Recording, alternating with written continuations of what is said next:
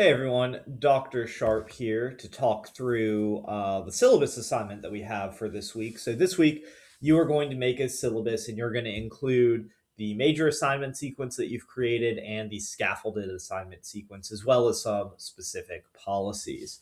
So, we are going to use the Valdosta State sample syllabus template for this because if you're in this class, we want you to teach a class at Valdosta State, whether that be online as an adjunct or in person as a graduate student. We want you to teach it. So you can go into our content, click down to week 6, and hit this VSU syllabus template. Once you download it, it's going to look something like this. We're going to go over what is included in the sample syllabus, what you can change, what you don't need to change, and then what you need to add. So up here, course prefix and number, this is always going to be English 1101. Here for course title, we call it Composition in 1. And term and year, you would just say something like Fall 2026. You're going to get the course description from the VSU catalog. So all that you need to do is look up Valdosta State course descriptions. It's going to take you to the courses of instruction. And then you're going to go down to English and you just copy and paste this right here. Exactly. We're not allowed to change this at all. So all you have to do is paste right there. Oh, well, that was the course learning outcomes. Sorry. Here's the course description. For course learning outcomes, we have two sets here. So one is going to be the core impact statement. This is on every public university Georgia school. It's what the University System of Georgia requires. So again, you can get this through an easy Google search.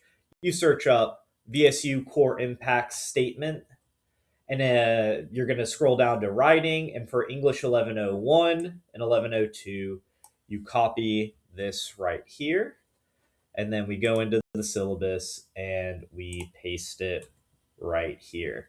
In addition to that, you can have your own course learning objectives, and I encourage you to put these in. These are going to be the edited versions of what you created earlier in the semester. So you would say something like, at the end of the course, students will be able to, and then you'll do your 1, 2, 3, 4, all that sort of stuff. So we have two learning objectives. Our course statement, this is required by everything in the USG, and then your individual course learning objectives. Required course materials and tools. We do not have any required textbook in English 1101, English 1102 at this time. So you can find your own textbook, or, you can say something like, readings will be posted to Blazeview for students to access. Technology requirements, you can put anything here. It's normally good to mention things like internet access, computer, things of that. Now we're getting into the primary topics. So this is going to be the units that you have in your course. Your units are going to be the major assignments that you came up with. So you're going to write your primary topics here. You're going to have your grade criteria here. In your summary of grade criteria, this is where you include your major assignments, the scaffold assignments, and the due date, and then any other additional sections of the syllabus that you may want to have students assess. These can be things like participation, daily grade, writing conferences, stuff like that. Grading procedure and feedback. This is where you explain how you will be grading and assessing the work that your students do throughout the semester. Attendance and engagement. So this is the VSU statement on attendance and engagement. You are allowed to remove this or change it how you want. So this is like what VSU suggests that you say, but you probably want more specific recommendations for what participation and engagement and things look like in your classroom. Now, the academic honesty and integrity, again, this is given to us by VSU, but you are allowed to change it in a few particular ways, specifically use of artificial intelligence. So the standard one that they have here says no student shall use AI unless assigned by a faculty member in order to generate blah, blah, blah. I recommend having a more specific AI policy because in our writing classes, AI is going to be more of an issue than the standard VSU class that doesn't have as much writing. So I recommend that you include a specific AI policy.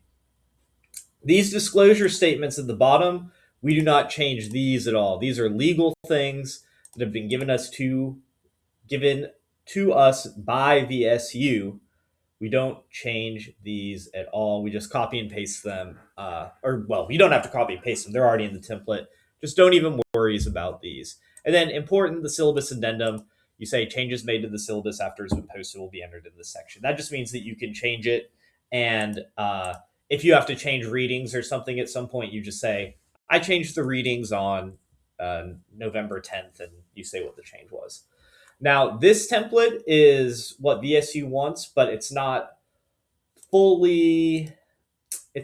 comprehensive in the way that we want it to be. So if we go back to our course, and it's over here, I'm looking as a student. If you go into the assignments and you read the syllabus and schedule, you can see that, of course, you're going to use the syllabus as a foundation. You're going to include the major and scaffolded assignments.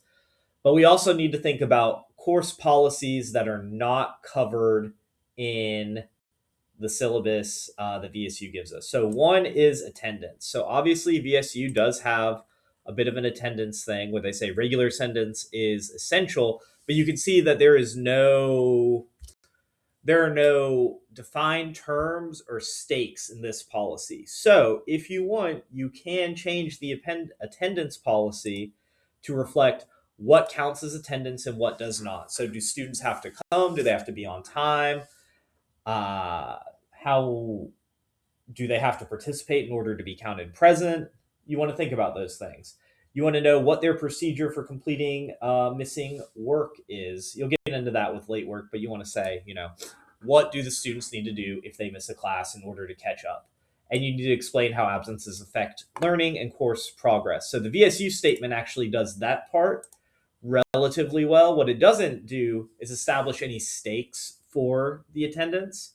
So again, it's not required, but you may want to consider having some sort of policy that if a student misses more than 6 classes, if it's a Monday, Wednesday, Friday, or more than 4 classes, if it's a Tuesday, Thursday class, they could automatically fail the course. So I, in my class, do not have that sort of attendance policy, but there are a lot of teachers here at Valdosta State who do have that sort of thing. And what you need to think about is how flexible do you want to be with students? How strict do you want to be about it? Because if you have it in your syllabus, you need to follow it. And then you also need to think about if a student misses a lot of time during the semester, do you even want to bother with grading their makeup work and things like that? So think about what you want to do as a teacher. The standard at most colleges, if they're going to do an automatic fail, will be 6 unexcused absences for a Monday, Wednesday, Friday, or 4 unexcused absences on a Tuesday, Thursday. That's essentially 2 weeks of work, and that's kind of the standard at colleges if you want to put in that automatic fail for students. And that'll be called a failure due to attendance. Again, you need to define what engagement looks like in your class and participation. How are you assessing or tracking engagement? So again, the VSU sample syllabus does this a little bit. They have to physically attend, complete assignments on time, participate in ongoing discussions, and interact with other students. You may want to be more or less specific about what participation looks like and engagement looks like.